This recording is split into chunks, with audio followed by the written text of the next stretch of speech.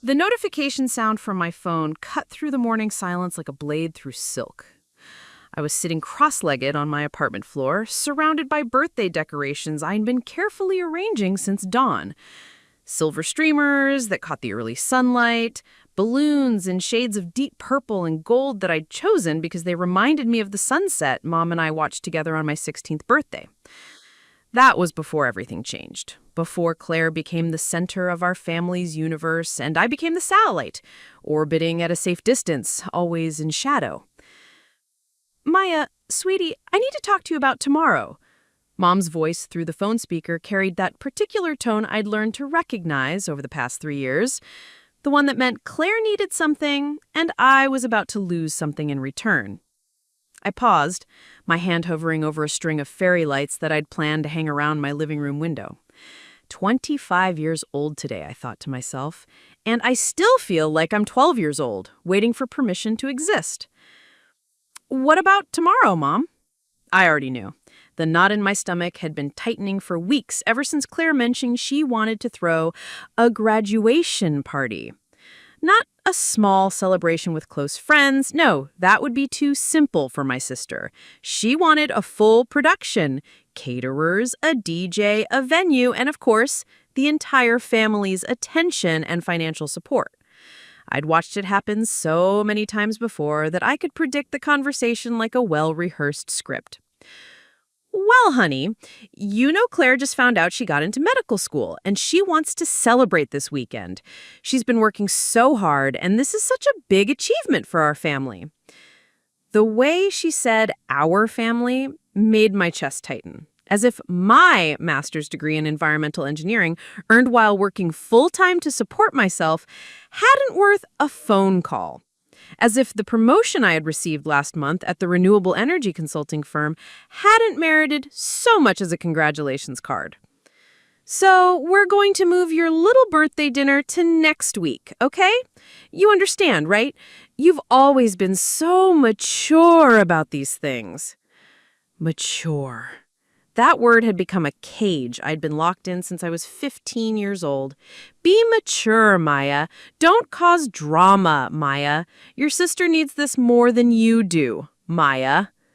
I stared at the decorations spread around my apartment, the cake I'd ordered from the bakery downtown, the playlist I'd spent hours curating, the new dress hanging in my closet that I'd bought specifically for tomorrow's celebration.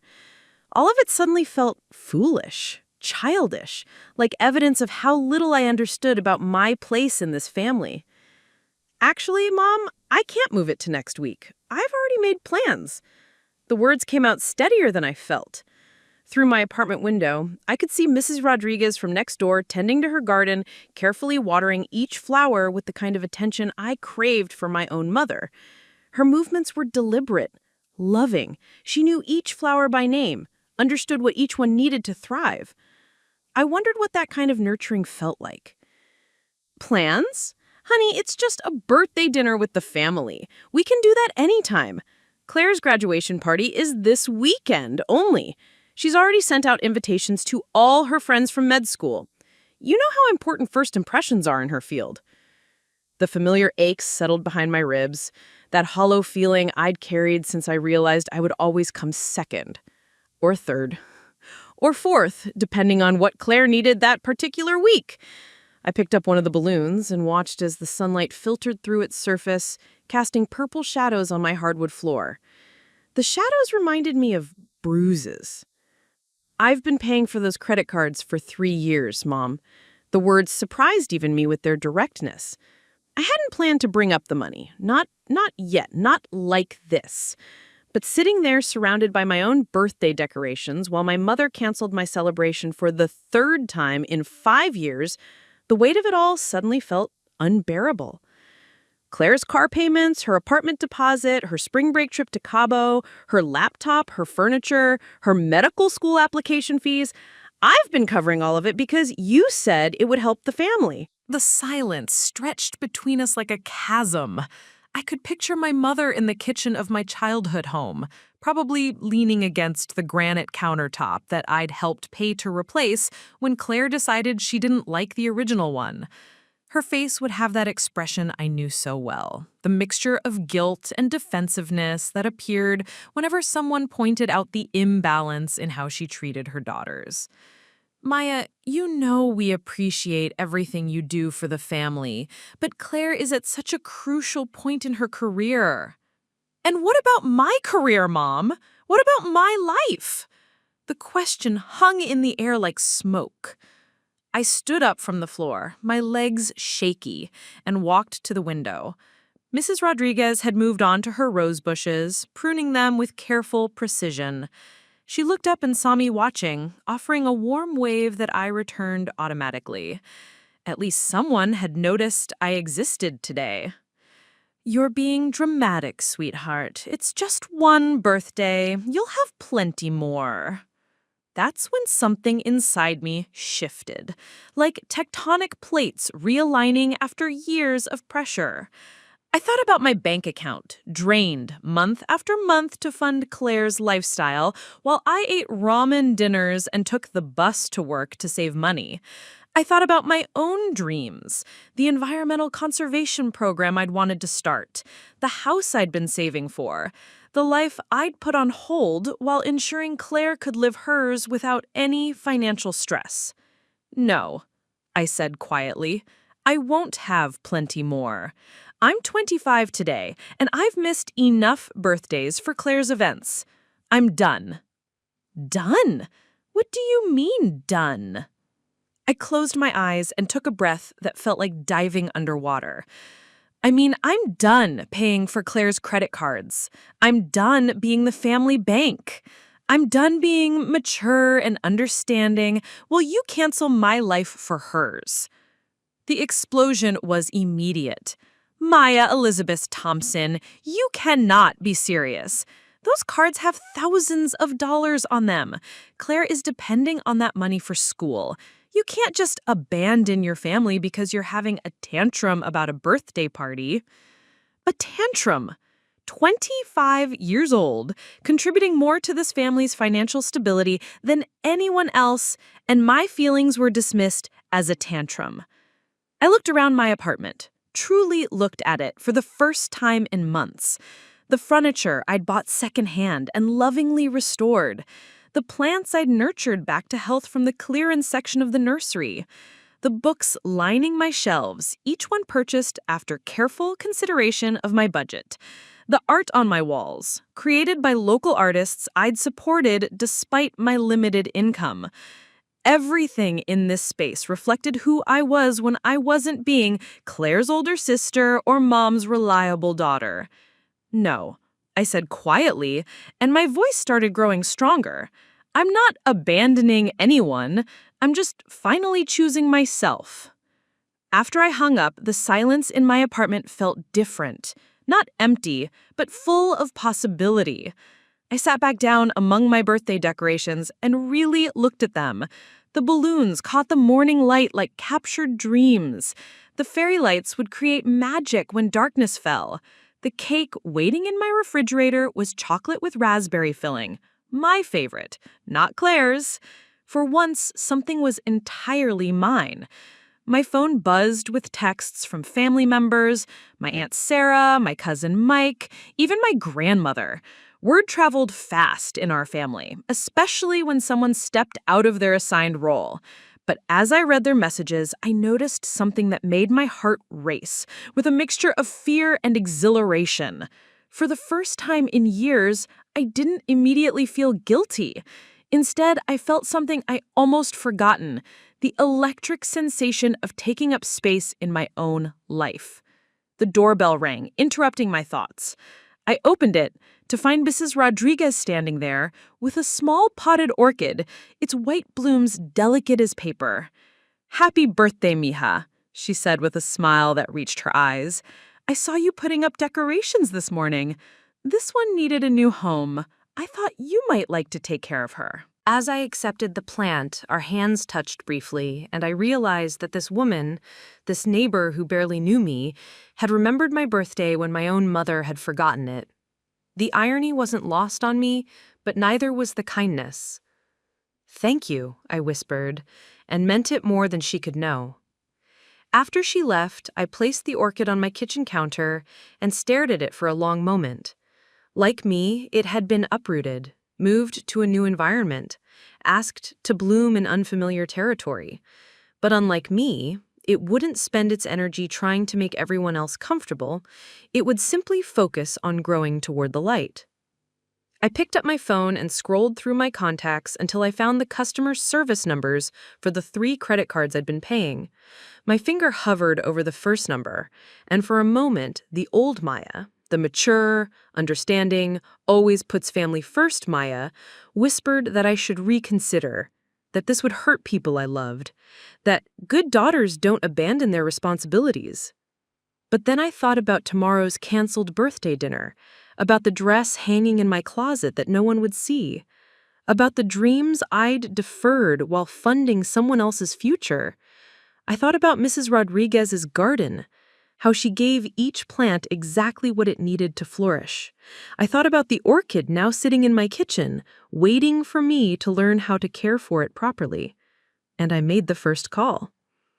The representative was professional and efficient. Yes, they could remove me as an authorized user from the account. No, there wouldn't be any fees for the change. Yes, the primary cardholder would be notified immediately. As I hung up and dialed the second number, then the third, I felt something I hadn't experienced in years. The weight of responsibility lifting from my shoulders, replaced by the lighter, scarier burden of choosing my own path. By the time I finished the last call, my hands were shaking, not from fear, from possibility, from the terrifying freedom that comes with finally saying no to people you love when they ask you to make yourself smaller. The decorations around my apartment suddenly looked different in the afternoon light, not like evidence of self-indulgence, but like proof that I was worth celebrating. Tomorrow, I would turn 25 in a room full of purple and gold, surrounded by fairy lights and the scent of chocolate cake. I would do it alone, but for the first time in years, alone didn't feel like abandonment. It felt like coming home. The first thing I did every morning was check my bank account, not because I was particularly materialistic or obsessed with money, but because seeing those numbers had become my way of measuring whether I existed in my family's ecosystem. For 3 years, the routine had been the same. Wake up, coffee, check account, calculate how much of my paycheck would disappear into Claire's lifestyle, then budget the remainder for my actual life. It was a depressing mathematics of self-erasure, but it had become as natural as breathing. That Tuesday morning after the phone calls, I stared at my banking app with an unfamiliar sensation. My checking account balance hadn't decreased overnight. No automatic payments for Claire's car. No charges on cards she'd maxed out at trendy restaurants with her medical school friends. For the first time in 36 months, my money was actually mine. I made coffee in the French press I'd bought myself for Christmas 2 years ago, not the expensive espresso machine Claire had hinted she wanted, which had somehow ended up on my credit card despite my protests. The coffee was good, rich and dark, and I drank it slowly while watching the sunrise paint my apartment walls gold. This was what peace felt like, I realized. This quiet moment where I didn't owe anyone anything, where I could exist without justification. My phone had been buzzing since 6 a.m. 17 missed calls from Mom, 12 from Dad, 8 from Claire herself, which was unusual. She typically let our parents handle the emotional labor of family conflicts, while she remained the innocent victim caught in the middle. There were also texts from various relatives, each message a variation on the theme of, "How could you do this to your family?" and "Claire is crying." Claire was always crying when she didn't get what she wanted. I'd learned this pattern early. The tears, the dramatic proclamations of betrayal, the way she'd curl up on Mom's lap despite being 22 years old, whispering about how hard her life was and how nobody understood her struggles. It was a performance that had worked flawlessly for years, but it required an audience willing to be manipulated. Today, I was refusing to take my place in the theater. Work provided a welcome distraction. The renewable energy consulting firm where I'd been employed for 4 years occupied the top 3 floors of a converted warehouse downtown, all exposed brick and reclaimed wood that made it feel more like an art studio than an office. My cubicle sat near a large window overlooking the river, and I decorated it with small plants that thrived in the natural light. My colleagues often commented on my green thumb, not knowing that I developed it out of necessity. Plants were cheaper than therapy, and they never asked for anything I couldn't afford to give. "You look different today," said Jenna, my closest work friend, as she stopped by my desk around 10 a.m. Jenna was one of those people who noticed everything. The slight changes in energy, the way someone carried themselves, the subtle shifts that others missed. She had short-cropped silver hair and the kind of confidence that came from working in a male-dominated field for 20 years without compromising who she was. "Different how?" I asked, though I suspected I knew. Since making those phone calls, I'd felt lighter, as if I'd been carrying invisible weights that had suddenly disappeared. "You're sitting straighter, and you're not checking your phone every 5 minutes like usual." She leaned against my desk, studying me with curious eyes. "Good weekend?" I laughed, surprising myself with the sound. "Actually, yes, I think it was." The truth was more complicated. My birthday had been perfect in its simplicity. I'd eaten chocolate cake for breakfast, spent the afternoon reading in the park, and watched a movie I'd been wanting to see for months. I'd bought myself fresh flowers from the farmer's market and arranged them in a vase I'd never let myself use because it seemed too fancy for everyday life. I'd written in my journal, something I hadn't done in years, and discovered that I had thoughts and dreams that existed independent of my family's needs. But Monday morning had brought reality crashing back in. The phone calls, the guilt, the realization that choosing myself would come with consequences I wasn't sure I was prepared to face. "Maya, can I see you in my office?" The voice belonged to Richard Chen, our department manager, a man in his 50s who'd built the company from nothing and still remembered everyone's birthday. I followed him through the maze of desks to his corner office, which smelled like green tea and had walls covered with certificates from environmental organizations. "Close the door," he said, settling behind his desk. "I wanted to talk to you about the Portland project." The Portland project was huge, a comprehensive sustainability audit for a major manufacturing company, the kind of assignment that could define a career. I'd been hoping to be considered for it, but I'd assumed it would go to someone with more seniority.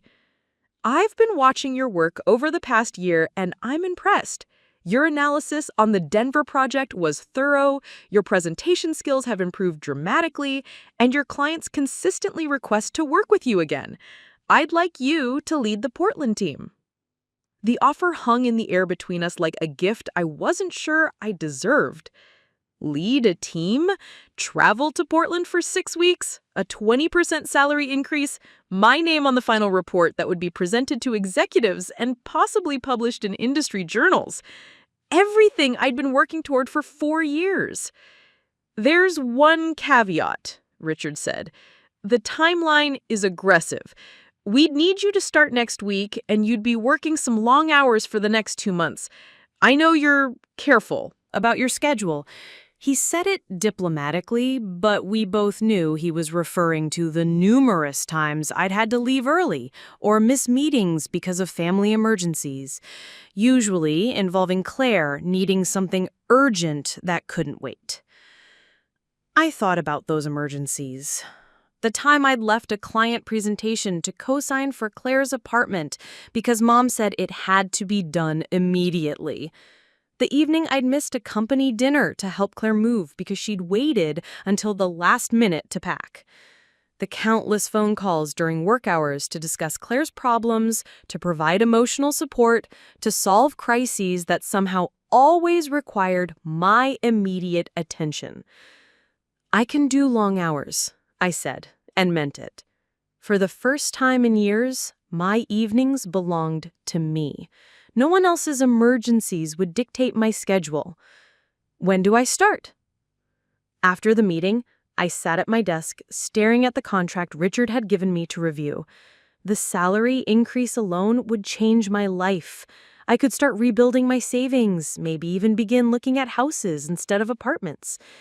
The professional recognition felt foreign and wonderful, like trying on clothes that actually fit after years of wearing hand-me-downs.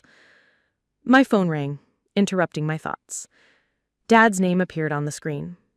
"Maya, honey, we need to talk." His voice carried none of Mom's dramatic flair, just the tired resignation of a man caught between two impossible women. Dad had always been the peacekeeper, the one who tried to smooth over conflicts without taking sides.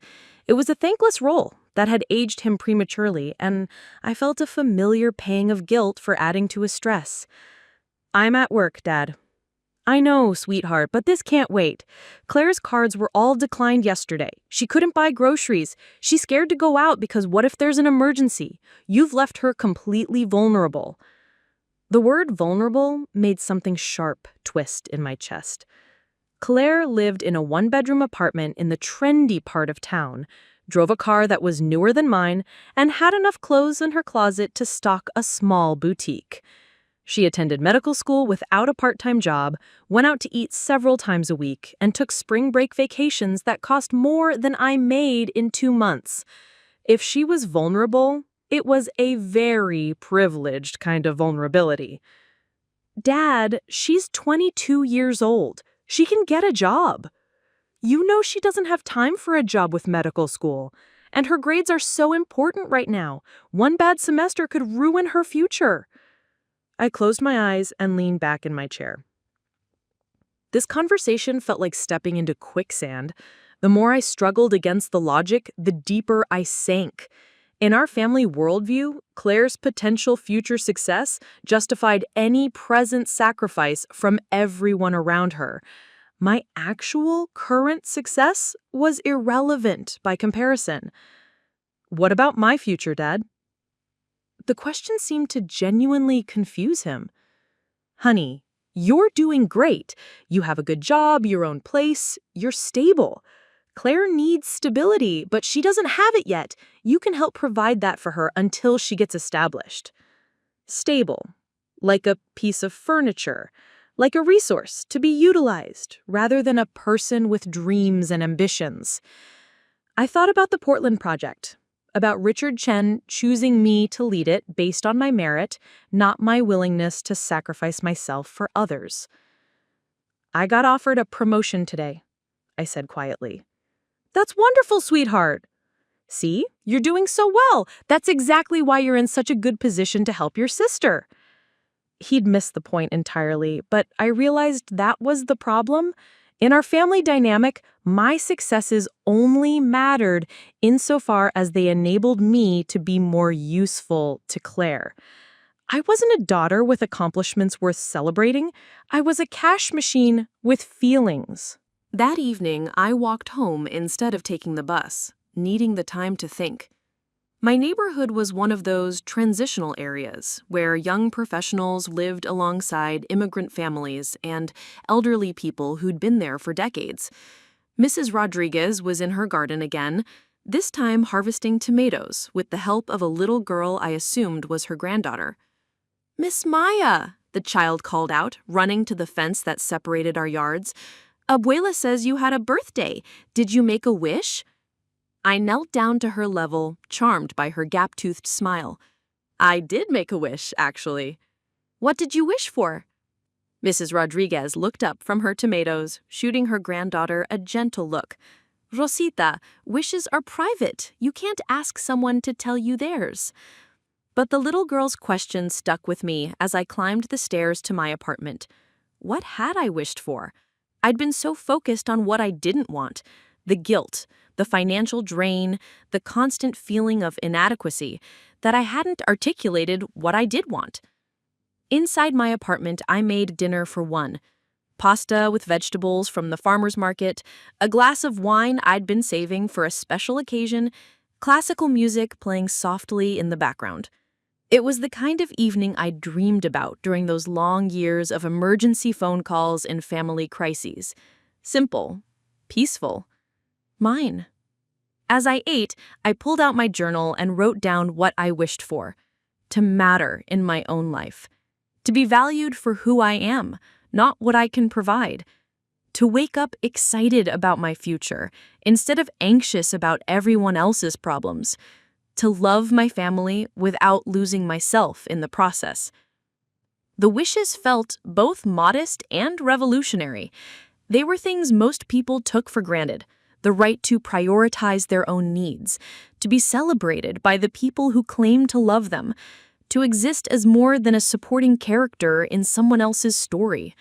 But for me, they represented a fundamental shift in how I understood my worth.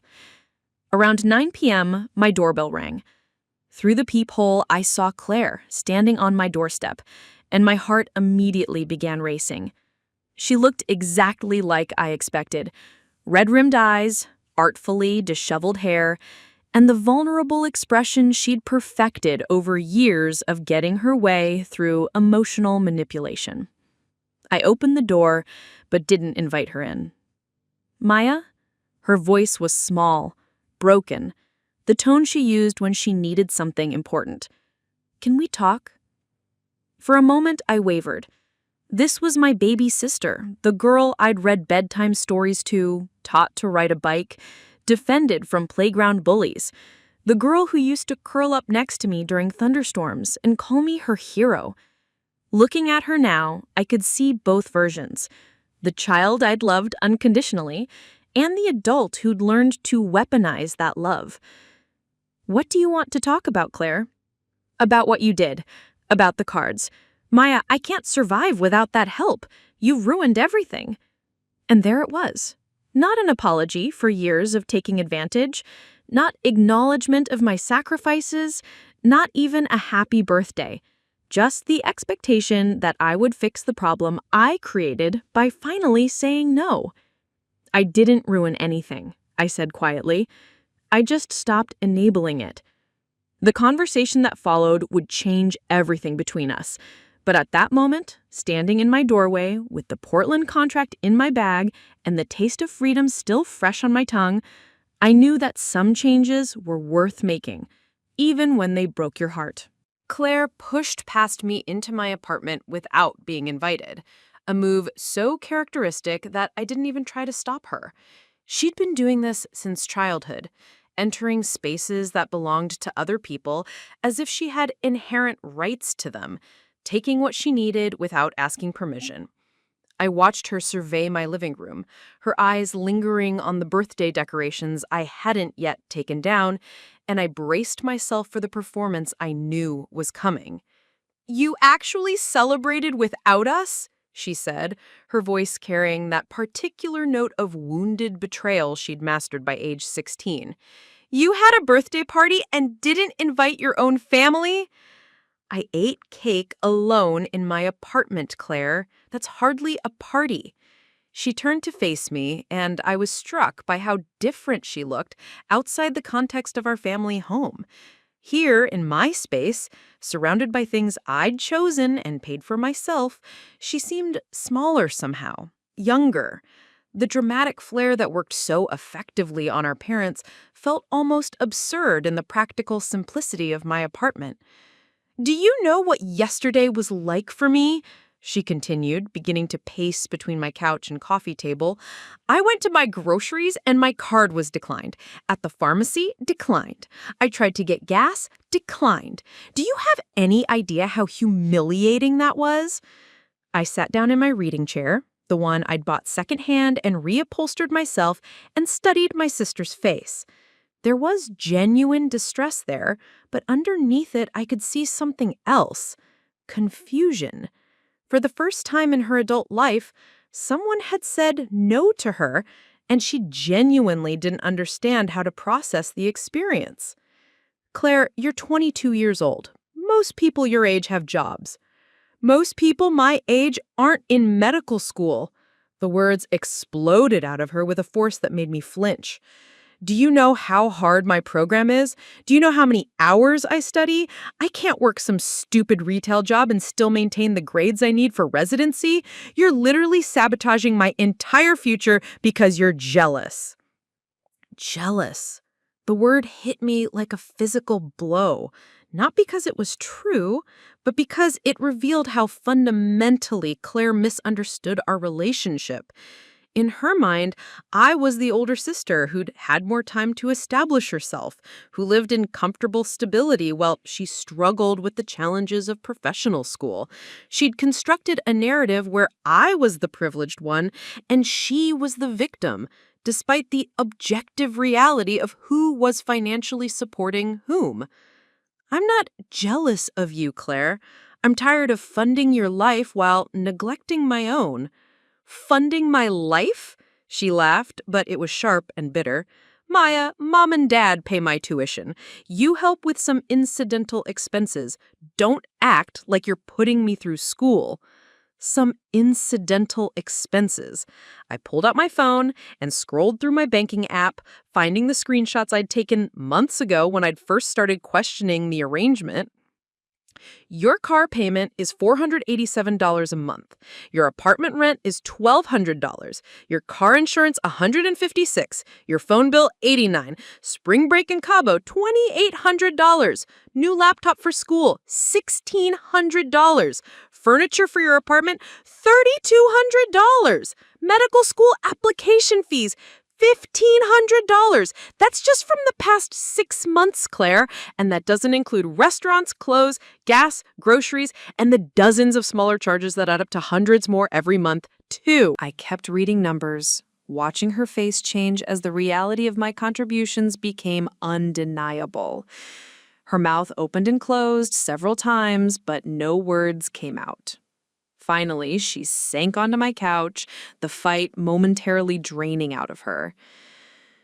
I didn't realize it was that much, she said quietly. For a moment, I felt hope. This was the opening I had been waiting for, the acknowledgement that would allow us to have a real conversation about boundaries, about fairness, about building a healthier relationship. I leaned forward, ready to explain that I didn't want to abandon her, just to establish some limits that would allow me to live my own life too. But then Claire looked up at me with those wide eyes that had been getting her out of trouble since she was 3 years old. But Maya, I need that help. Medical school is temporary, just 3 more years and then residency, and then I'll be able to pay you back everything, with interest. You know I'm good for it. And just like that, the moment of potential understanding evaporated. Dreams, her vulnerability. They would suggest that I was in a better position to help because I was older, more established, more stable. They would promise that this sacrifice was temporary, that Claire would remember my generosity someday, that family was worth more than money. What none of them seemed to understand was that this wasn't really about money. It was about the systematic erasure of my worth as an individual. It was about 25 years of being valued primarily for what I could provide rather than who I was. It was about watching my dreams defer to someone else's while being told I should be grateful for the opportunity to serve. But explaining this to people who saw family as a hierarchy where the youngest and most vulnerable should be supported by everyone else was like trying to describe color to someone who'd been blind since birth. They had no framework for understanding that love without boundaries wasn't actually love. It was codependency dressed up in noble language. The worst conversation came from my cousin Jessica, who was a year younger than me and had always been held up as another example of successful family loyalty. Jessica worked in marketing, lived with 2 roommates, and sent money to her parents every month to help with their mortgage. "I don't understand why you're being so dramatic about this," she said during a phone call that had caught me during lunch break. "Family helps family. That's what we do. When I got my promotion last year, the first thing I did was increase how much I sent Mom and Dad. It felt good to be able to give back after everything they did for me." "But Jessica, your parents supported you when you were young. They're older now and need help. That's different from me supporting my younger sister who's perfectly capable of supporting herself. Claire is in school, Maya. She's investing in her future. Medical school is incredibly demanding. She can't work while she's studying. You're basically asking her to choose between her career and her basic needs." I stared out the office window at the river below, watching a family of ducks swimming together in perfect formation. The mother duck led the way while the babies followed behind her, safe in her wake. It struck me that even in nature, parents protected children, not the other way around. What about my career, Jess? What about my future? I got offered a major promotion, but instead of celebrating with me, my family is angry that I won't use the increased salary to fund Claire's lifestyle? That's not fair, Maya. We're all proud of your promotion, but you have to understand, you've been established in your career for years. Claire is just starting out. She needs more support right now. The conversation continued in circles until I finally hung up, exhausted by the futility of trying to explain my perspective to people who were fundamentally invested in maintaining the status quo. In their worldview, I was the dependable older sister whose role was to provide stability for everyone else. My own needs were secondary by definition. That afternoon, I had lunch with Jenna from work at our usual cafe downtown. She listened as I described the drama, occasionally asking clarifying questions, but mostly just letting me talk. When I finished, she was quiet for a long moment, stirring her soup thoughtfully. "Can I ask you something?" she said finally. "What would happen if Claire actually had to figure this out on her own? Like, worst case scenario." I'd been so focused on defending my decision that I hadn't actually thought through this question objectively.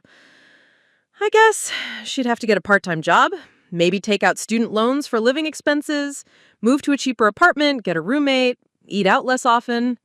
So she'd have to live like a normal graduate student. Yeah, basically. And what would happen to you if you kept paying for everything? That question was easier to answer. I'd never be able to buy a house. I'd keep living paycheck to paycheck despite having a good job. I'd probably have to turn down opportunities like the Portland project because I couldn't afford to take any financial risks. I'd resent Clay more and more until our relationship was completely poisoned. Jenna nodded slowly. So Claire's worst-case scenario is becoming a normal person. Your worst-case scenario is sacrificing your entire future. When she put it that way, the choice seemed obvious. But families, I was learning, were rarely about obvious choices. They were about guilt and history and complicated emotional debts that could never be fully calculated or repaid. The escalation reached a peak the following weekend when my parents decided to stage an intervention. They invited me to dinner at their house, the house I'd grown up in, where my childhood bedroom had been converted into Claire's study space years ago, where family photos on the mantel showed a progression of Claire's achievements, with me positioned as a smiling, supporting character in the background. I almost didn't go. Some part of me knew that entering that space, surrounded by the artifacts of our family dynamic, would make it harder to maintain the boundaries I'd worked so hard to establish. But I also knew that avoiding the conversation would only make things worse. Better to face it directly, to say what needed to be said and then leave. Mom had cooked my favorite meal, or what used to be my favorite meal before I learned to cook for myself and discovered I actually preferred simpler flavors. The pot roast was over-seasoned, the mashed potatoes heavy with butter, the green beans cooked until they were gray. It was comfort food designed to comfort the cook rather than the person eating it. And I found myself missing the light pasta I'd made for myself the night before. Claire was already there when I arrived, sitting at the kitchen counter looking fragile and beautiful in the way that had always made people want to protect her. She'd clearly been crying recently, and she looked up at me with such wounded vulnerability that I felt the familiar twist of guilt in my chest. "Maya, sweetheart, sit down," Mom said, gesturing to my usual spot at the dining room table. "We need to talk about this situation as a family." Dad was carving the roast with the precision he brought to everything, his movements careful and measured. He'd always been the family diplomat, the one who tried to solve problems through calm discussion and reasonable compromise. Looking at him now, I could see the stress this conflict was causing him, the slight tremor in his hands, the way his jaw was clenched despite his gentle expression. Girls, he said as we all sat down, your mother and I have been talking, and we think there might be a solution that works for everyone. I knew before he spoke what the solution would be. In my family, solutions always involved me giving more while asking for less. The only question was how they would frame it to make it seem reasonable. We know you're feeling overwhelmed by the financial responsibility, Maya, and we understand that you want to establish some independence. So we thought, what if we formalized the arrangement? She pulled out a folder that she'd clearly prepared in advance, filled with printed documents and highlighted figures. We've calculated exactly how much you've been contributing to Claire's expenses, and we've worked out a payment plan where she'll pay you back over 10 years once she's established in her practice. The contract was elaborate and official looking, complete with interest rates and payment schedules. It was the kind of document that might have impressed me if I hadn't realized what it really represented. A way to make my continued sacrifice feel like a business arrangement rather than family exploitation. This way, Dad added, you'll know exactly when the payments will end, and Claire will have a clear path to independence. Everyone wins. I stared at the papers, thinking about the Portland project, about the house I wanted to buy, about the conservation program I dreamed of starting someday. All of those goals required not just money, but the ability to take risks, to invest in my own future, to say yes to opportunities when they arose. The contract in front of me would delay all of that for another decade. What if I say no? I asked quietly. The question seemed to genuinely shock them. Mom's face crumpled with disappointment, and Dad's expression shifted to something that looked almost like fear. Honey, Mom said, you can't say no. Claire needs this help. She's your sister. And you're my daughter. Doesn't that relationship matter too? Claire had been silent throughout the conversation, but now she spoke up, her voice small and carefully modulated. Maya, I know I haven't always been the best sister. I know I've taken advantage sometimes, but I love you and I need you. Medical school is the hardest thing I've ever done, and I can't do it without help. I promise I'll pay you back everything, with interest. I promise I'll never ask for anything else after this. Please don't abandon me. The words were perfectly crafted to hit every emotional trigger I had.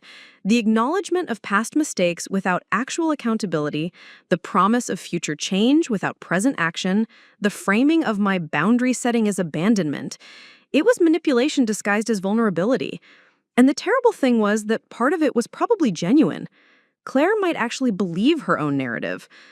I looked around the table at these three people who had shaped my entire understanding of love and loyalty and family.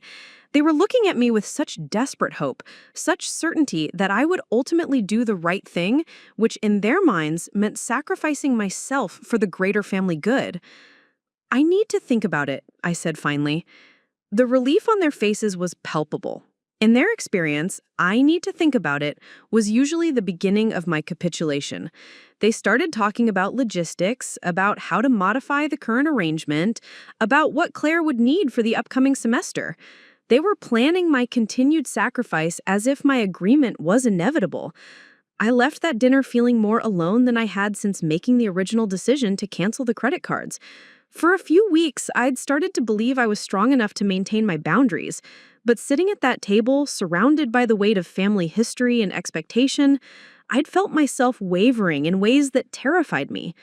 The drive home took me through downtown, past the building where I worked, past the coffee shop where Jenna and I had lunch, past the neighborhood that I'd been looking at houses before Claire's expenses had made home ownership impossible.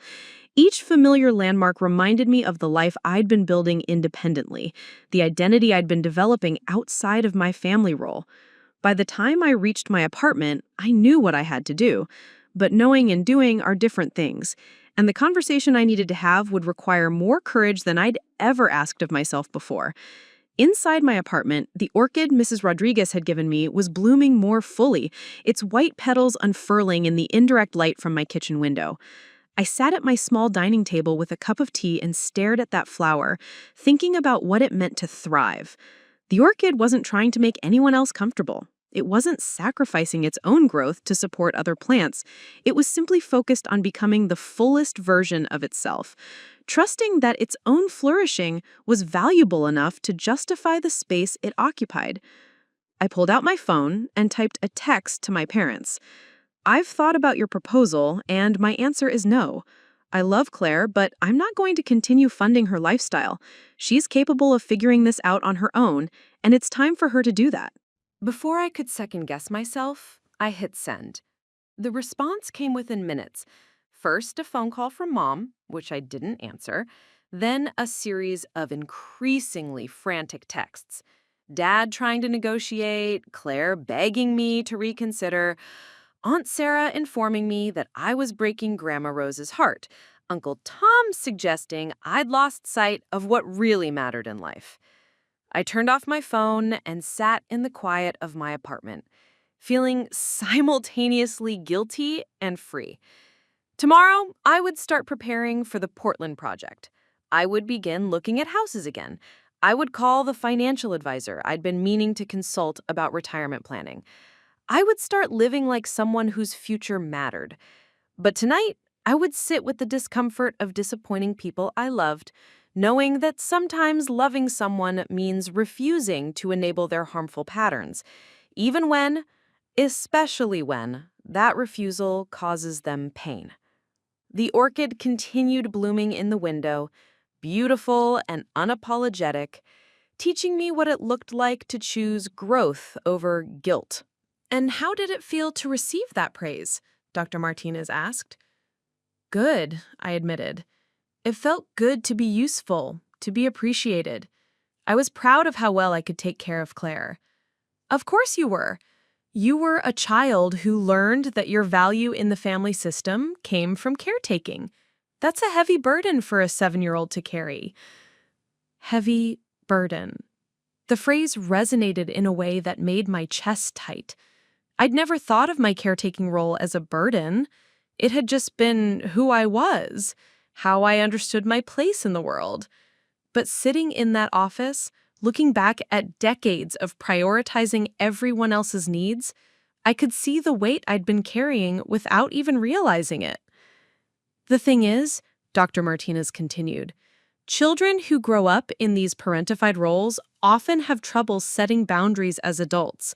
They've learned that love equals sacrifice, that their worth depends on how much they can give. Does that sound familiar?" It sounded so familiar, it was painful. Every relationship I'd ever had, romantic, platonic, professional, had followed the same pattern. I gave until it hurt, then gave some more, then felt resentful when my efforts weren't appreciated or reciprocated. I attracted people who needed saving and pushed away those who wanted to treat me as an equal. "But I chose to help Claire," I protested. "No one forced me to pay for her credit cards." "Did you choose it? Or did you respond to a lifetime of conditioning that told you good sisters sacrifice for their families?" There's a difference between authentic choice and conditioned response. That question would haunt me for weeks. As I continued seeing Dr. Martinez and began examining my family relationships with the tools she provided, I started recognizing patterns I'd been blind to for years. The way my parents consistently asked for my help with Claire, but never offered assistance with my problems. The way Claire's achievements were celebrated with family dinners, while mine were acknowledged with brief phone calls. The way family conversations centered around Claire's challenges and dreams, while my struggles and aspirations were treated as less urgent, less important. It wasn't intentional cruelty. I began to understand that my parents genuinely loved me and wanted me to be happy, but they'd unconsciously established a family system where I was the giver and Claire was the receiver, where my stability was assumed and her vulnerability was paramount. They saw me as strong and capable, which meant I didn't need the same level of support or attention. It was a compliment that had become a cage. The revelation that changed everything came during my 4th therapy session, when Dr. Martinez asked me to describe what I thought Claire's life would look like if she had to support herself completely. She'd probably get a part-time job, maybe work at a research lab or tutor undergraduates. She'd have to move to a cheaper apartment, maybe get a roommate. She'd eat out less, shop less, maybe skip some of the social activities that cost money. She'd take out more student loans. And do you think she'd be capable of handling those changes? I considered this carefully. Clara was intelligent, charming, and resourceful when she needed to be. She navigated the competitive medical school application process successfully. She maintained excellent grades while managing a full course load. She had friends who could offer support and connections. She was young and healthy with no dependence of her own. Yes, I said reluctantly. She'd probably be fine. It would be an adjustment, but she'd figure it out. So the narrative that she can't survive without your financial support, where does that come from? I think, I said slowly, I think it comes from me needing to be needed. If Claire can handle her own life, then what's my role in the family? Dr. Martinez smiled gently. That's exactly the question you need to ask yourself. Who are you when you're not taking care of everyone else? Meanwhile, the family pressure campaign had intensified in ways I hadn't anticipated. Unable to convince me through direct appeals, my relatives had begun what could only be described as a coordinated guilt offensive. I received cards in the mail from cousins I hadn't spoken to in years, each one sharing memories of family togetherness and expressing hope that we could resolve our little disagreement. Grandma Rose called weekly to share updates about her health, always ending with comments about how much she worried about family harmony in her final years. The most effective attack came from my 10-year-old nephew, Tyler, who called me crying because he'd overheard his parents talking about how the family was falling apart because of my selfishness. Tyler adored Claire, who had always been the fun aunt who brought presents and played games during family gatherings. To him, the idea that I was being mean to Claire was incomprehensible and devastating. "Maya, why are you making Claire cry?" he asked through his tears. "She said you don't love her anymore. Did she do something bad?" That phone call nearly broke my resolve. Tyler's innocence and genuine confusion reminded me that my decision was rippling through the entire family system in ways I hadn't fully considered. Children were hearing arguments they didn't understand. Extended family members were choosing sides. Family gatherings were becoming tense negotiations around who would be invited and what topics could be discussed. But Dr. Martinez helped me understand that family systems are always resistant to change, especially when that change threatens the established hierarchy. The guilt and pressure I was experiencing weren't evidence that I was making the wrong choice. They were evidence that I was challenging patterns that had been in place for decades. Healthy families adapt when one member sets boundaries, she explained. Unhealthy families punish that member until they return to their assigned role. The intensity of the pushback you're experiencing tells you something important about the dynamics you're trying to change. She was right, but knowledge didn't make the emotional toll any easier to bear. I was grieving the loss of the family I'd thought I had while trying to build relationships based on mutual respect rather than obligation. Some days, the loneliness felt overwhelming. The breakthrough came from an unexpected source, Mrs. Rodriguez. I was working in my small garden patch behind my apartment building one Saturday morning, planting herbs in containers and trying to lose myself in the meditative rhythm of digging and watering. Mrs. Rodriguez appeared at the fence that separated our yards, carrying 2 cups of coffee and wearing the kind of knowing smile that suggested she'd been observing my situation with grandmother-like wisdom. "You look like you need to talk, mija," she said, offering me one of the cups. We sat on my back steps, and I found myself telling her everything: the family dynamics, the guilt, the therapy sessions, the confusion about whether I was doing the right thing. Mrs. Rodriguez listened with the patience of someone who'd lived long enough to see many family dramas play out over time. "You want to know what I think," she said when I finished. "I think you're finally growing up." The comment surprised me. "What do you mean?" When my Rosita was little, she used to cry every time I wouldn't let her eat candy for breakfast. She would tell me I was mean, that I didn't love her, that other grandmothers were nicer.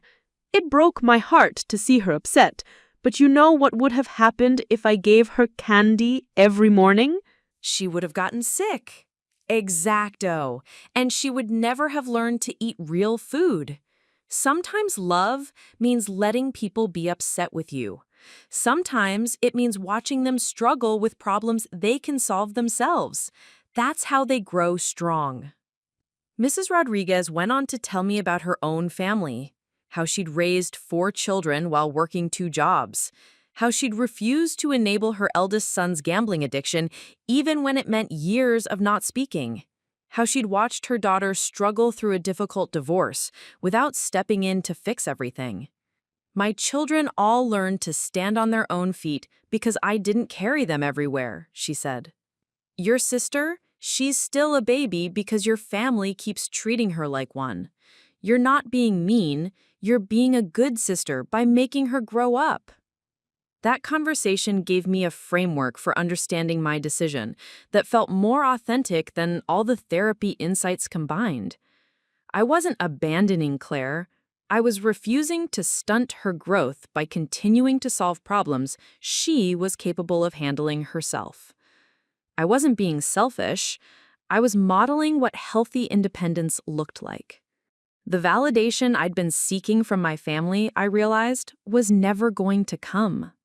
They were too invested in maintaining the status quo to recognize that the status quo was harmful to everyone involved.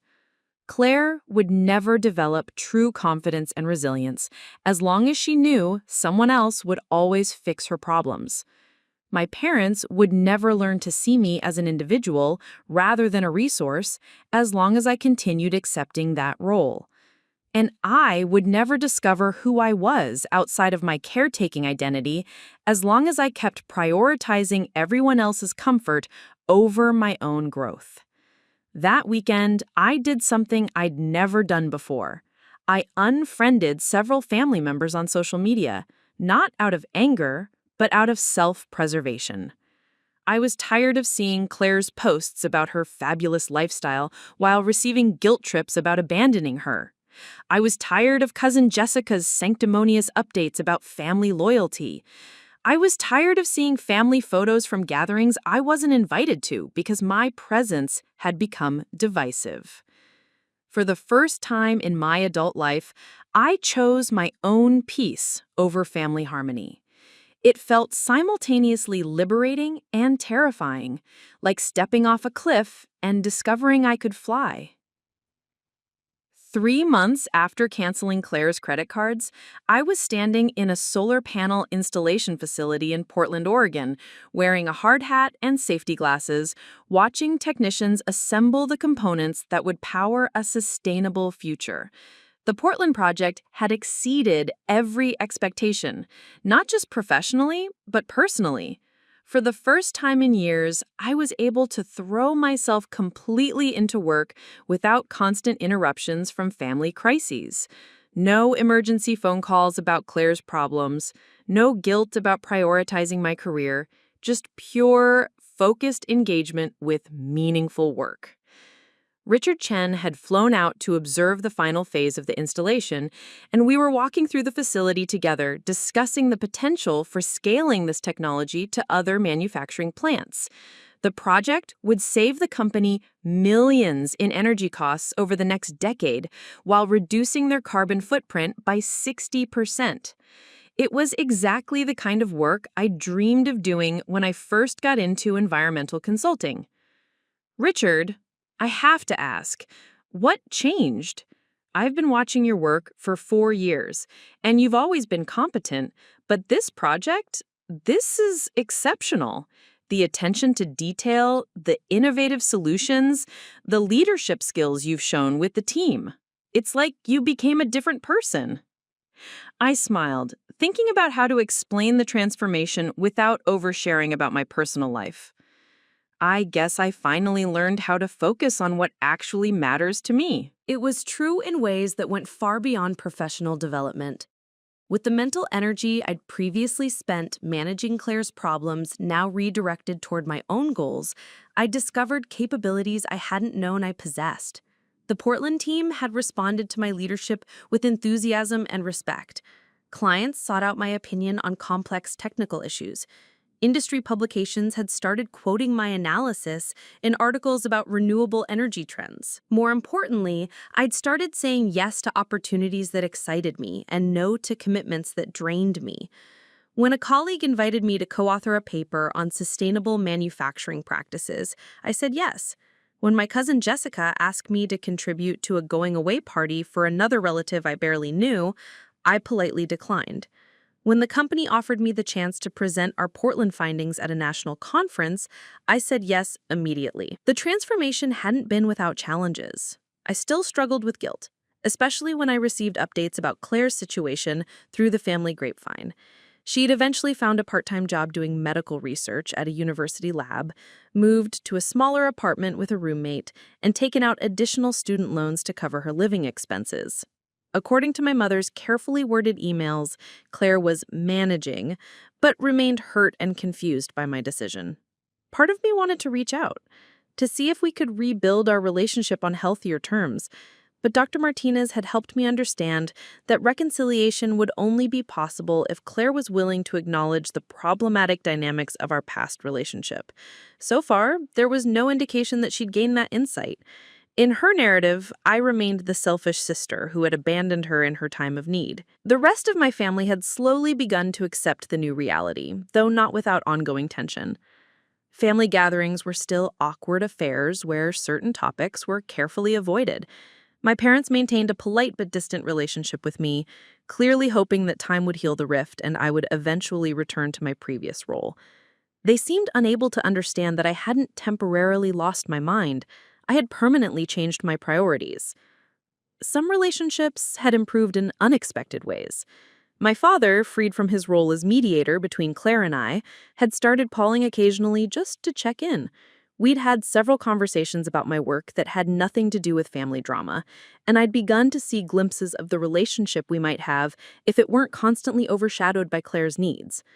Uncle Tom, surprisingly, had reached out after learning about my promotion and the Portland project.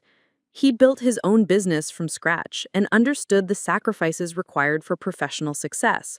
"I was wrong to criticize your decision," he'd said during a phone call that had caught me completely off guard. "I let your mother convince me that you were being selfish, but I should have remembered what it was like when I was building my career. Sometimes you have to choose your future over other people's comfort." His apology had meant more than I'd expected. It was the first acknowledgement from anyone in my family that my perspective might be valid, that my needs might matter as much as Claire's. The most significant change had been in my relationship with myself.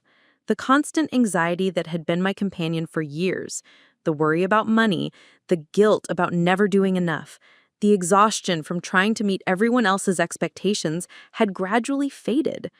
I woke up excited about my days instead of dreading whatever crisis might emerge. I made plans for the future that extended beyond next month's bills. I started dating again, this time attracting partners who saw me as an equal rather than a caretaker. One evening in late November, I was cooking dinner in my apartment when I heard familiar voices through my window.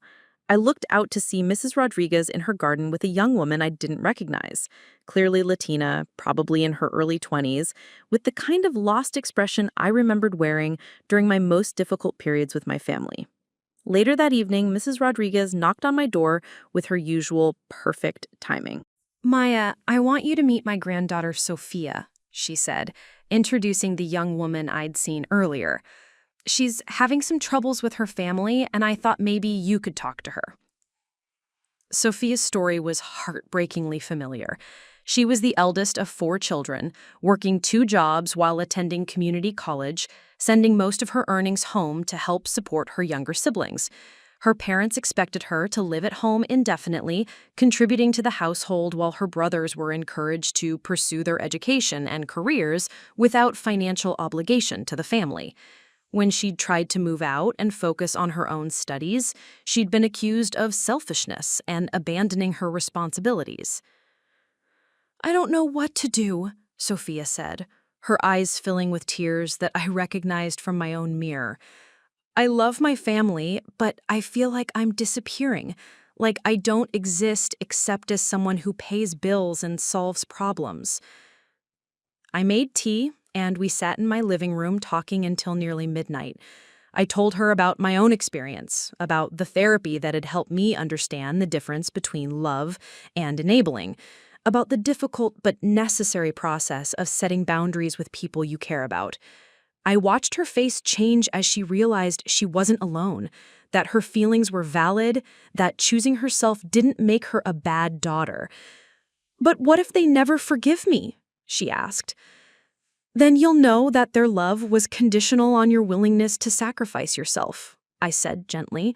"And that's not actually love. That's emotional manipulation disguised as family loyalty." As I spoke those words, I realized how much I'd healed. A year ago, I couldn't have offered such clarity to someone else because I hadn't found it for myself. Now I could see the patterns clearly enough to help another woman recognize them in her own life. Sophia started coming over regularly for what we jokingly called boundary practice. I helped her open her own bank account, find a small apartment she could afford on her own, and navigate the guilt that came with prioritizing her education over her family's financial expectations. Watching her transformation reminded me of why my own journey had been worth the pain. In December, I received an unexpected email from Claire. Not a text or a phone call, but a formal email with the subject line, "I need to talk to you about something important." "Maya," the email read, "I know we haven't spoken in months, and I know you're probably still angry with me, but something happened that made me realize I might have been wrong about some things. Can we meet for coffee? I promise I'm not going to ask you for money or try to manipulate you into changing your mind about the credit cards. I just want to talk." I stared at that email for a long time, feeling a mixture of hope and skepticism.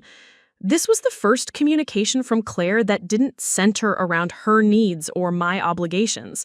The tone was different, less entitled, more uncertain. But I'd been disappointed before by what seemed like progress in our relationship.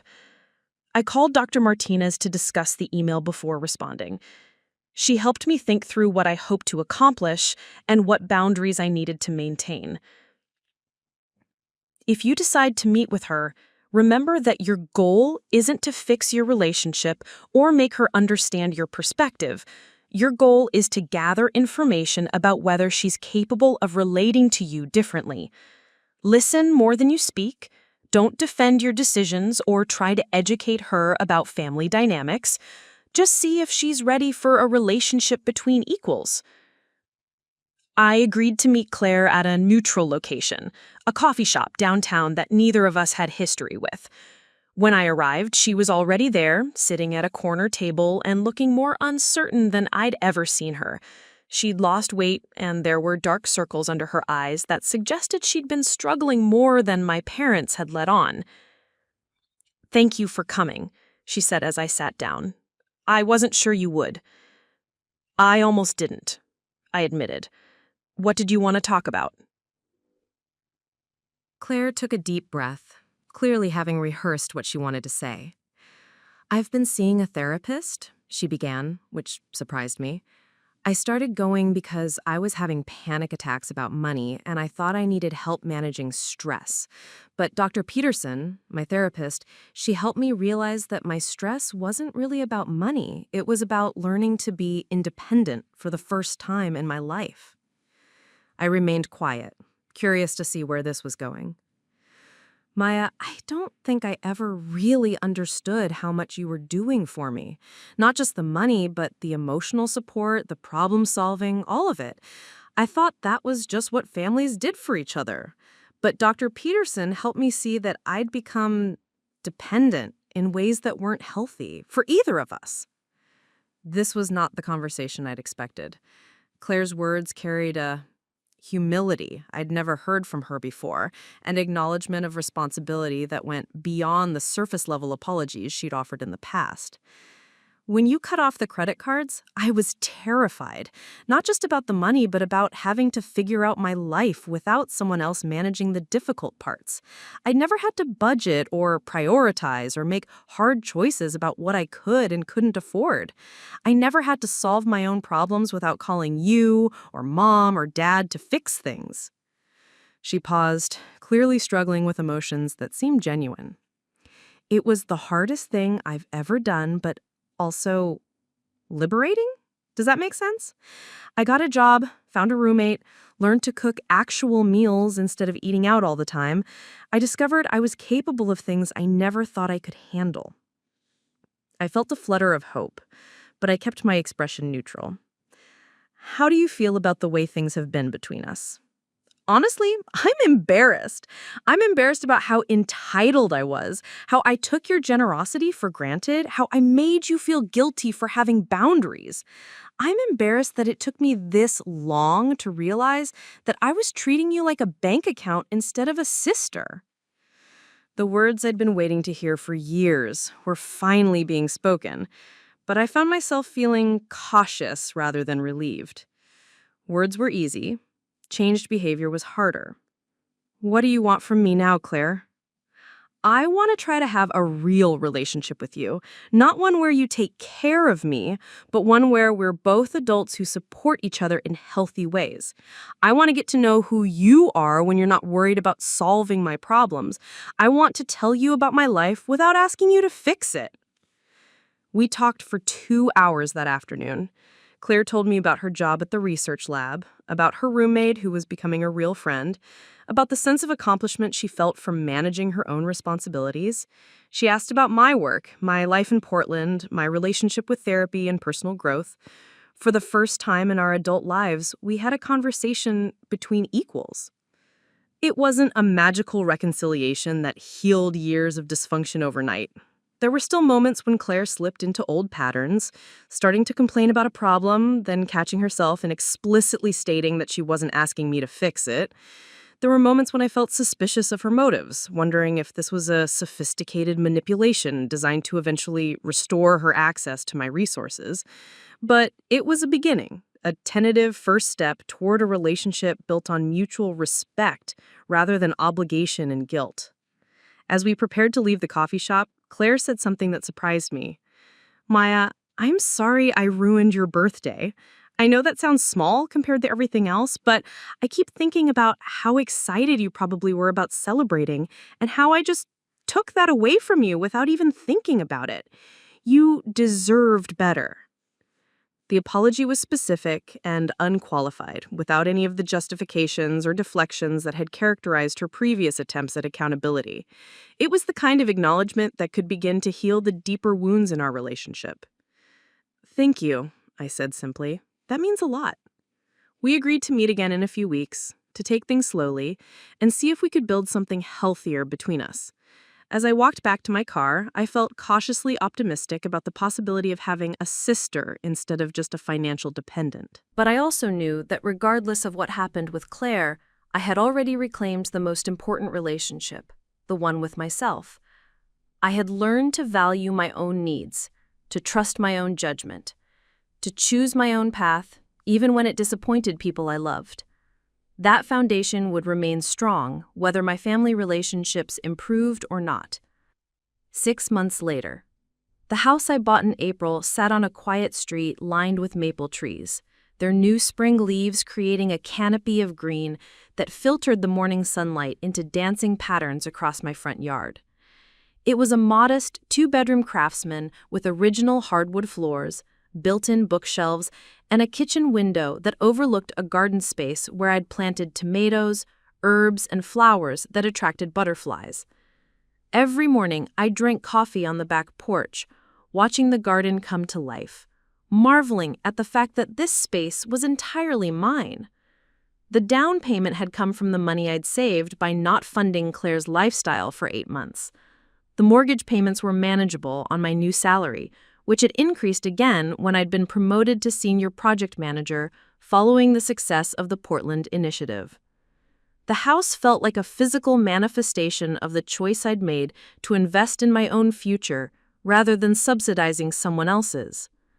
Claire and I had been meeting for coffee every few weeks, slowly rebuilding our relationship on healthier terms.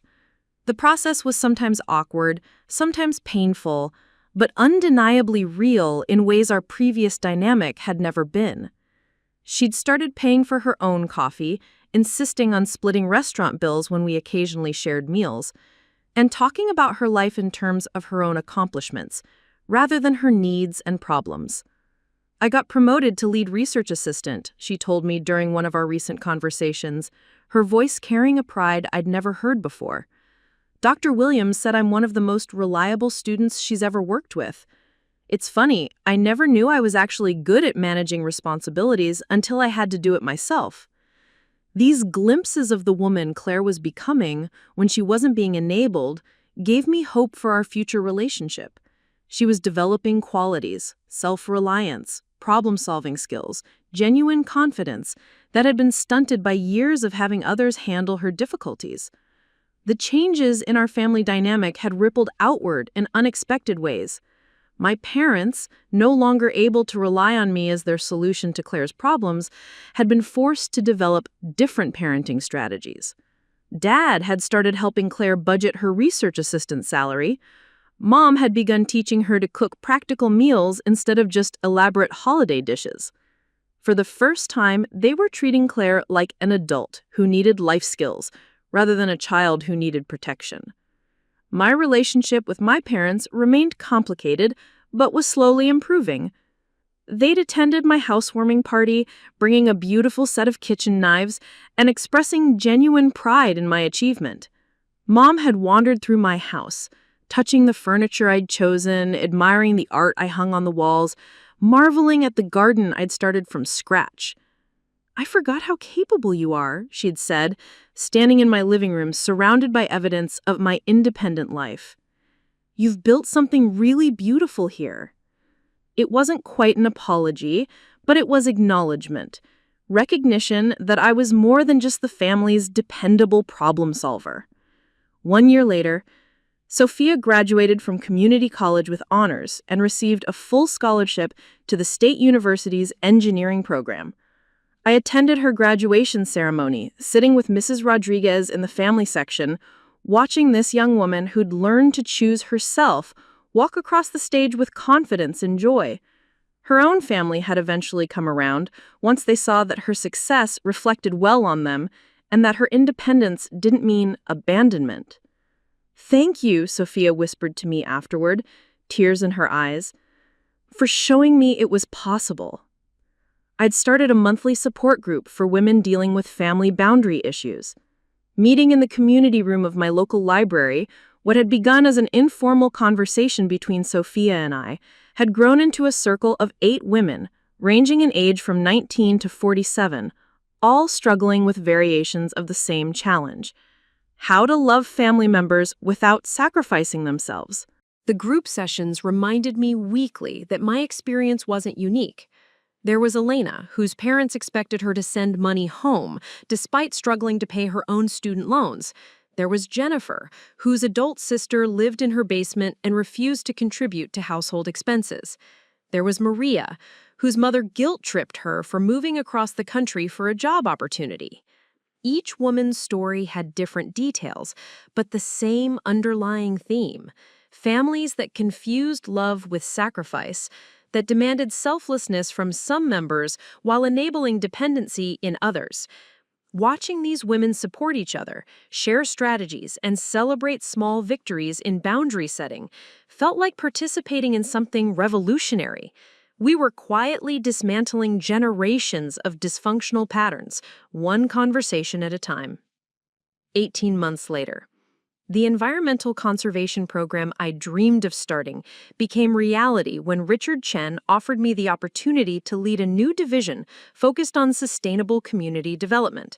The program would work with low-income neighborhoods to implement renewable energy solutions, reduce utility costs, and provide training for green jobs. It combined my professional expertise with my passion for social justice in ways I'd never imagined possible. The first community we worked with was Mrs. Rodriguez's neighborhood, where aging infrastructure and high energy costs were placing impossible burdens on working families. I spent months getting to know residents, understanding their needs, and developing solutions that would actually work for their lives. The project received coverage in local media and attracted interest from other cities looking to implement similar programs. Mija, Mrs. Rodriguez said, as we watched solar panels being installed on her roof. You remember when you asked me what I wished for my orchid? I said I wanted it to bloom where it was planted. But sometimes the best thing you can do for a plant is move it to better soil. She was right. For years, I'd been trying to bloom in soil that wasn't nourishing me, wondering why I felt stunted and weak.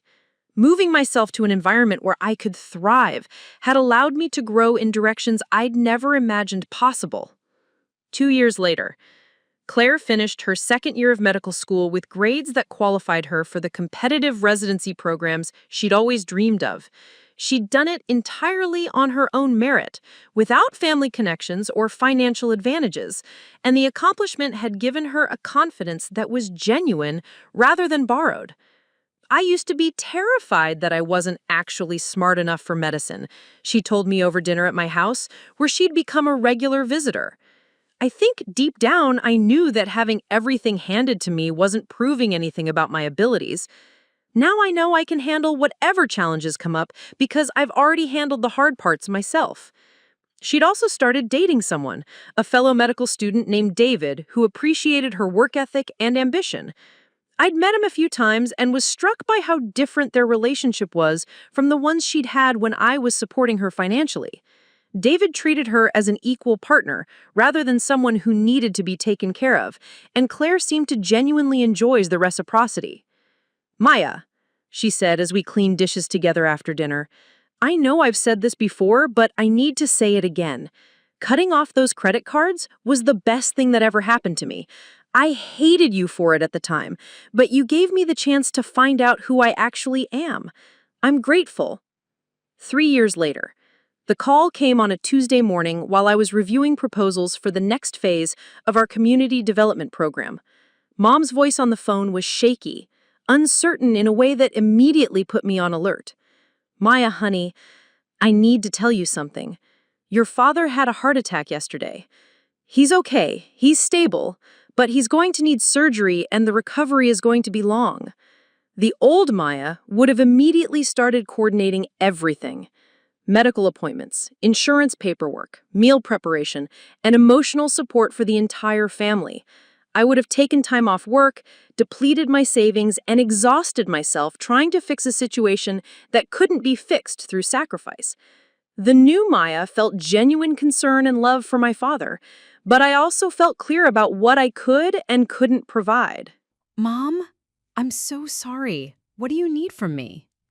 Well, someone needs to stay with him when he comes home from the hospital. Claire can't take time off from her clinical rotations, and I can't manage his care on my own. I was hoping... The request hung in the air between us. I understood what she was asking and why it seemed logical to her. I was successful, established, presumably more able to take extended time away from my responsibilities.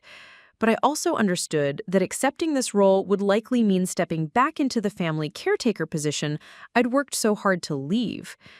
Mom, I can visit on weekends and help coordinate care, but I can't take extended time off work. I'm in the middle of launching 3 new community programs, and my team is depending on me. But let's talk about other options. What followed was a family conversation unlike any we'd had before. Instead of one person sacrificing everything to solve the problem, we developed a plan that distributed the responsibility among multiple people. Claire adjusted her schedule to help with medical appointments. I hired a part-time home health aide using money from my parents' savings account. Various relatives committed to specific days for meal preparation and companionship. Mom learned to accept help from non-family sources instead of relying solely on her daughters. Dad's recovery was successful, and the experience actually brought our family closer together in healthier ways. Everyone contributed according to their abilities and availability. No one person carried the entire burden, and Dad received better care than he would have if I'd simply quit my job to manage everything myself. 4 years later, I was invited to speak at a national conference on sustainable community development, presenting the research our program had generated over 3 years of implementation. Standing on that stage, looking out at an audience of environmental professionals, policymakers, and community organizers, I felt a sense of professional accomplishment that would have been impossible if I'd remained trapped in the family caretaker role. After my presentation, a young woman approached me. She couldn't have been more than 25, with the eager energy of someone just starting her career. "Ms. Thompson, thank you for that presentation. I wanted to ask you about something you mentioned, the importance of setting boundaries in order to have the energy for meaningful work. I'm struggling with family expectations that are making it hard for me to focus on my career. Do you have any advice?" I saw myself in her earnest face, remembered the woman I'd been at her age, talented, ambitious, but slowly disappearing under the weight of other people's needs. I thought about all the conversations I'd had over the years with women facing similar challenges, all the support group meetings, all the small victories and difficult choices that had led to this moment. The most important thing I can tell you is that loving your family doesn't require sacrificing your dreams. In fact, when you take care of yourself and pursue what matters to you, you model healthy independence for everyone around you. That's often the greatest gift you can give. We talked for 20 minutes, and I gave her information about boundary-setting resources and support groups in her area. As I watched her walk away, I felt the deep satisfaction that comes from being able to offer someone else the guidance I desperately needed years earlier. 5 years later. The morning of my 30th birthday dawned clear and bright, with the kind of crisp autumn air that made everything feel possible. I woke up in my own house, in the bedroom I'd decorated exactly to my taste, next to the man I'd been dating for 8 months, a fellow environmental consultant named James, who appreciated my independence as much as my affection. The day I'd planned was simple but perfect: brunch with friends, an afternoon hike in the state park, and dinner with my family at a restaurant I'd chosen. Claire had offered to organize the celebration, but I gently declined, explaining that I wanted to host my own birthday this year. The difference was that this time, she'd understood and respected my choice, rather than arguing or taking offense. My phone buzzed with birthday messages throughout the morning. Colleagues, friends from the support group, women I'd mentored over the years, neighbors, even Mrs. Rodriguez's granddaughter, Rosita, now a teenager who still remembered the lady next door who gave good advice about standing up for yourself. But the message that meant the most came from Claire. "Happy birthday to the sister who taught me that the best gift you can give someone is believing they're strong enough to handle their own life. Thank you for not enabling me forever. I love you." 7 years later. Dr. Claire Thompson graduated from medical school summa cum laude and matched into her first-choice residency program in pediatric oncology. I attended her graduation ceremony with our parents, all of us genuinely proud of what she'd accomplished through her own effort and determination. The young woman walking across that stage bore little resemblance to the entitled, dependent person she'd been when I first canceled her credit cards. After the ceremony, Claire pulled me aside for a private conversation. "Maya, I need to tell you something. I've been thinking about this day for months, and I realized that none of it would have happened if you hadn't forced me to grow up. Not just the grades or the residency, but the confidence, the knowledge that I can handle difficult things, the relationships I've built with people who see me as capable rather than someone who needs to be taken care of." She paused, looking around at the celebration happening around us, our parents taking photos, David congratulating classmates, families embracing their newly graduated doctors. "I spent so many years being angry at you for setting boundaries, but now I understand that boundaries were the greatest gift you could have given me. They forced me to discover my own strength." 10 years later. The nonprofit organization I founded, Women Building Boundaries, had grown from our small library meeting room to a national network with chapters in 12 cities. We provided support groups, educational workshops, and mentorship programs for women learning to navigate family dynamics, financial independence, and personal empowerment. The organization had helped thousands of women develop the skills and confidence to choose themselves without abandoning the people they loved. I'd written a book about family boundaries that had become a resource for therapists and support groups nationwide. The title, Loving Without Losing Yourself, had come from a conversation with Mrs. Rodriguez, who'd passed away the previous year at the age of 89. Her garden had been bequeathed to the neighborhood as a community space, and her granddaughter, Sophia, now Dr. Sophia Martinez, a successful aerospace engineer, had asked me to speak at the dedication ceremony. Abuela always said you taught her that helping people grow was different than keeping them small. She wanted this garden to be a place where people could learn both kinds of nurturing. Claire had completed her residency and established herself as a respected pediatric oncologist. She'd married David, and they'd recently had their first child, a daughter they'd named Maya Rose, after me and our grandmother. When Claire asked if I'd be the baby's godmother, I'd accepted with joy, knowing that I could love and support this child without sacrificing my own well-being. I want her to grow up understanding that she can love her family and still choose her own path, Claire had said as we discussed the godmother role. I want her to see that strong women support each other's independence rather than demanding sacrifice. 15 years later. On my 40th birthday, I threw myself a party, not because anyone else planned it or felt obligated to organize it, but because I wanted to celebrate who I'd become and the life I'd built. The guest list was a testament to the relationships I'd cultivated when I stopped pouring all my energy into family dysfunction. Colleagues who'd become genuine friends, women from the support group who'd grown into their own strength, neighbors who'd watched me transform my house and garden, mentees who'd found their own voices and paths. Claire came with her family, David and their 3 children, including 10-year-old Maya Rose, who was already showing signs of the independence and confidence her parents were intentionally nurturing. My parents were there too, now in their 70s, but still healthy, engaged, having learned over the years to appreciate me for who I was rather than what I could provide. James and I had married 5 years earlier in a small ceremony in our backyard, surrounded by the garden we'd expanded together over the years. He'd brought children from his first marriage into our family, 2 teenagers who'd taught me that being a stepmother was different from being a family caretaker. I could love and support them while still maintaining healthy boundaries and expectations.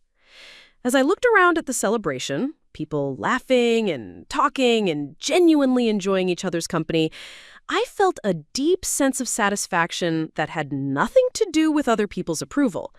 I'd created a life that reflected my values, surrounded myself with people who appreciated my authentic self, and built work that made a meaningful difference in the world.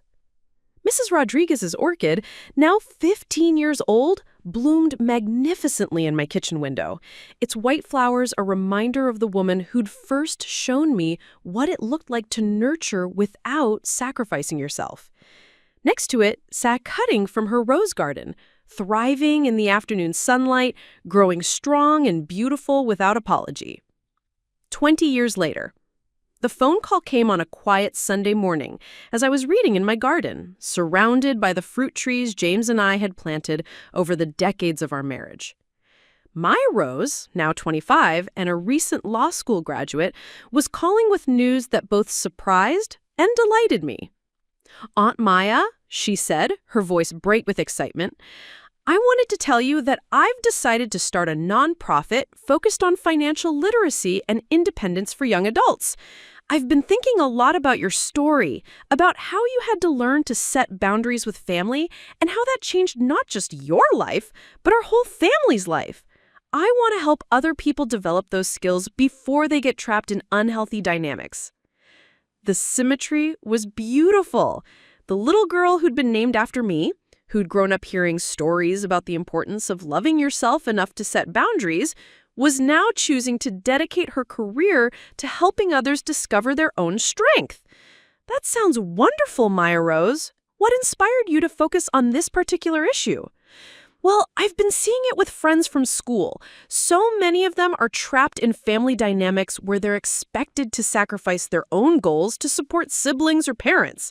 They think that's what love looks like, but they're miserable and resentful. I want to create resources that help people understand the difference between healthy support and enabling. As we talked about her plans, I felt the deep satisfaction that comes from seeing the ripple effects of choosing growth over guilt. The decision I'd made at 25 to cancel those credit cards had changed not just my life and Claire's, but had influenced how our entire family understood love, support, and independence. Now, a new generation was carrying those lessons forward. 25 years later, I was 60 years old, officially retired from active consulting work, but still serving on the board of Women Building Boundaries and occasionally speaking at conferences about sustainable community development. The organization Maya Rose had founded, Independent Together, had become a major resource for young adults navigating family financial boundaries, with programs in 30 states and partnerships with universities nationwide. Claire, now 52, was the chief of pediatric oncology at a major children's hospital. She'd built a reputation not just for her medical expertise, but for her research on family dynamics in medical settings. Her work had shown that children whose families maintained healthy boundaries during treatment had better outcomes than those from enmeshed family systems. It turns out, she'd told me during one of our regular coffee dates, that what you taught me about boundaries applies to medicine too. Families that support each other without losing their individual identities are better equipped to handle medical crises. Our relationship had deepened over the decades into something I never imagined possible, a genuine friendship between equals based on mutual respect and affection, rather than the forced relationship I had to build up years ago when we were both young and separating from our families. Obligation or guilt. We supported each other through life's challenges, but neither of us expected the other to sacrifice her own well-being for the sake of family harmony.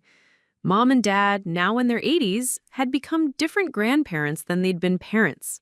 They encouraged their grandchildren's independence, celebrated their individual achievements, and never asked one child to sacrifice for another's benefit. They'd learned from the mistakes they'd made with Claire and me, and their relationships with the younger generation were healthier as a result.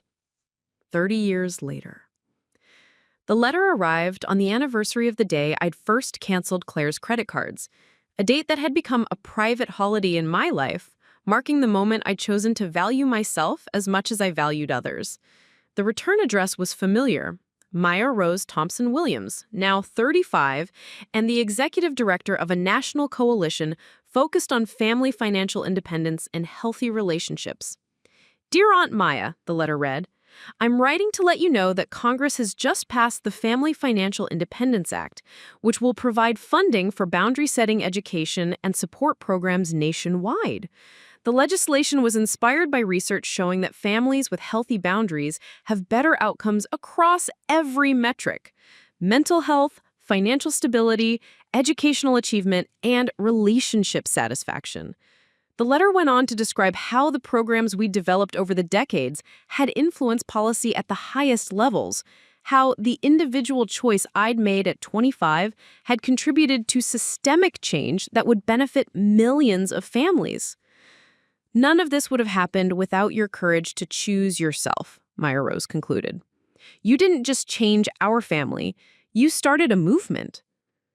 I sat in my garden, now mature and lush after 30 years of patient cultivation, and thought about the woman I'd been at 25. She was terrified of disappointing people, convinced that her worth depended on how much she could sacrifice for others. She'd believed that setting boundaries meant abandoning love, that choosing herself meant being selfish. She couldn't have imagined the life that grew from that first terrifying choice to cancel those credit cards.